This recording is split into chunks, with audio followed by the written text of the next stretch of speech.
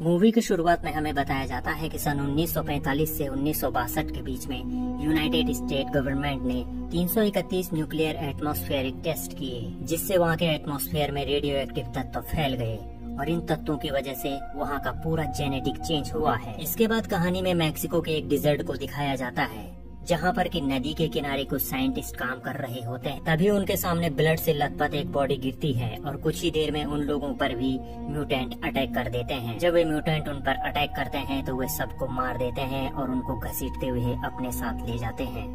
इस घटना के बाद भी यूएस गवर्नमेंट लगातार वहाँ पर एक्सपेरिमेंट कराती रहती है और जिससे वहाँ का जेनेटिक पूरी तरह से चेंज हो जाता है। इसके बाद कहानी में दिखाया जाता है कि इसी सुनसान बीहड़ में एक गैस फिलिंग स्टेशन बनाया गया है। वहीं एक रूम में उस गैस स्टेशन का ऑपरेटर सोया रहता है। उसे बाहर से किसी के आने की आवाज सुनाई देती है और इसके बाद वह बाहर आ जाता है। वह बाहर आकर के रूबी रूबी चिल्लाता है, लेकिन उसे कोई भी नहीं दिखाई देता और इसके बाद वह एक माइन की ओर जाता है। कुछ देर बाहर टहलने के बाद वह अपने रूम की ओर जाता है। उसे वहाँ पर एक बैग दिखाई देता है और वह जोर से चिल्लाता है कि अब मैं तुम्हारे लिए यह काम नहीं करूँगा। लेकिन उसके बाद वह उस बैग को लेकर के अंदर चला जाता है। उसके अंदर बहुत कीमती सामान रहता है और तभी उसे अपने पीछे एक साया दिखाई देता है। वह अच्छी तरह से जानता था कि यह कौन है। उसके बाद वह बैग से एक बॉक्स निकालता है और उसे खोलता है। उस बॉक्स में एक ह्यूमन बॉडी पार्ट रखा होता है। ठीक इसी समय उस फिलिंग स्टेशन पर बॉब और ईथर नाम के एक हस्बैंड वाइफ आते हैं। उनके साथ उनके और फैमिली मेंबर्स भी होते हैं, जिनमें एक छोटा लड़का और 2 बड़ी लड़कियां होती हैं। उनका एक पोता भी होता है और उनका दामाद भी उनके साथ होता है।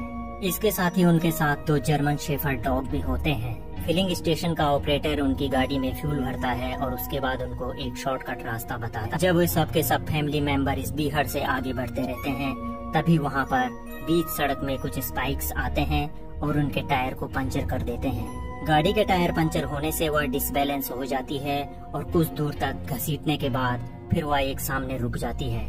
उसके बाद ये सब के सब लोग गाड़ी से बाहर आते हैं और जो ही वो गाड़ी से बाहर आते हैं, उनके दोनों जर्मन शेफर्ड डॉग्स लगातार आगे की ओर भागने लगते हैं।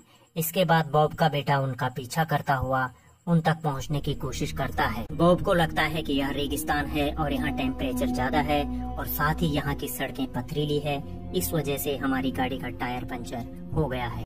इसके बाद बॉब डिसीजन लेता है कि वह गैस फिलिंग स्टेशन में जाएगा और वहाँ से कुछ हेल्प लेकर के फिर से यहाँ पहुँचे। वहीं दूसरी ओर बॉब के बेटे को दिखाया जाता है, जो कि अपने दोनों जर्मन शेफर्ड डॉग्स को लेकर के वापस आ रहा होता है। उसी समय उसे चट्टान से कोई देखता है। इसका मतलब यह था कि उन लोगों पर किसी की नजर है। बॉब अपने दामाद डक से कहता है कि हम यहाँ से अलग अलग डायरेक्शंस में जाएंगे और जहाँ से भी हमें कोई हेल्प मिलेगी फिर हम उस हेल्प को लेकर के यहाँ पर पहुँचेंगे। वह डक को रिवॉल्वर भी देना चाहता है, लेकिन डक रिवॉल्वर लेने से मना कर देता है और वह कहता है मैं अपने देसी जुगाड़ में विश्वास करता हूँ।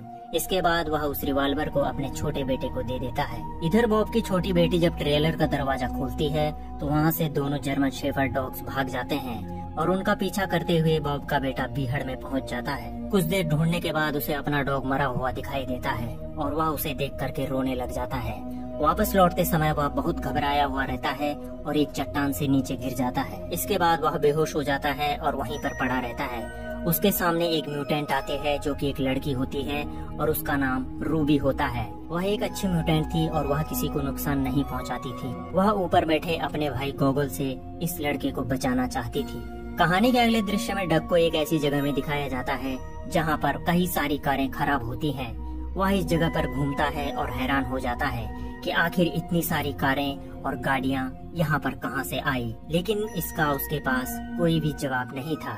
इधर बॉब अब फिलिंग स्टेशन में पहुंच जाता है। वह फिलिंग स्टेशन का दरवाजा खोलता है और अंदर जाकर ऑपरेटर को आवाज लगाता है, लेकिन उसकी आवाज को कोई भी नहीं सुनता है। इसके बाद वह एक कमरे में जाता है और वहाँ पर दीवारों पर चिपके हुए अखबार की कटिंग को देखता है और उसे देखकर वह हैरान हो जाता है।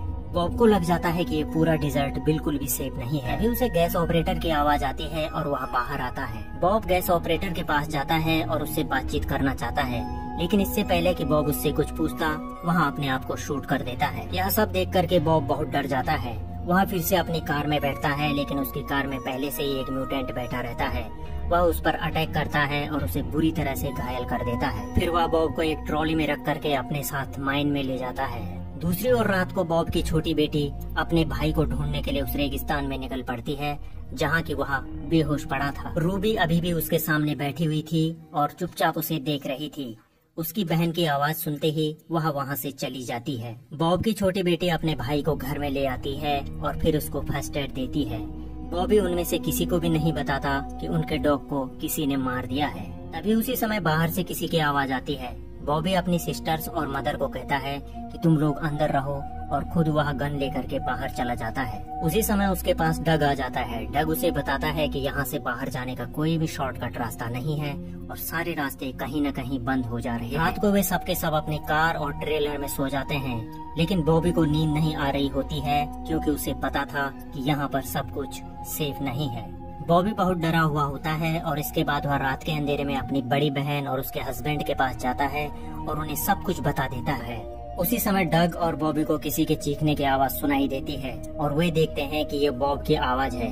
वे दोनों के दोनों उधर भागते हैं और बॉब को बचाने की कोशिश करते हैं। यह म्यूटेंट्स की एक चाल होती है कि जब वे बॉब को बचाने के लिए जाएंगे तो हम उस समय ट्रेलर में चले जाएंगे। काफी कोशिश करने के बाद भी वे बॉब को नहीं बचा पाते हैं। ट्रेलर के अंदर से किसी के चीखने की आवाज आती है। इस आवाज को सुनते ही लिन वहाँ पहुँचती है और वहाँ जाकर वह देखती है कि एक म्यूटेंट ने उसके बच्चे को हाथ में पकड़ रखा है और दूसरे म्यूटेंट ने भी उसकी बहन को कैप्चर कर रखा है। एक म्यूटेंट उनके बच्चे को गन पॉइंट पर ले लेता है।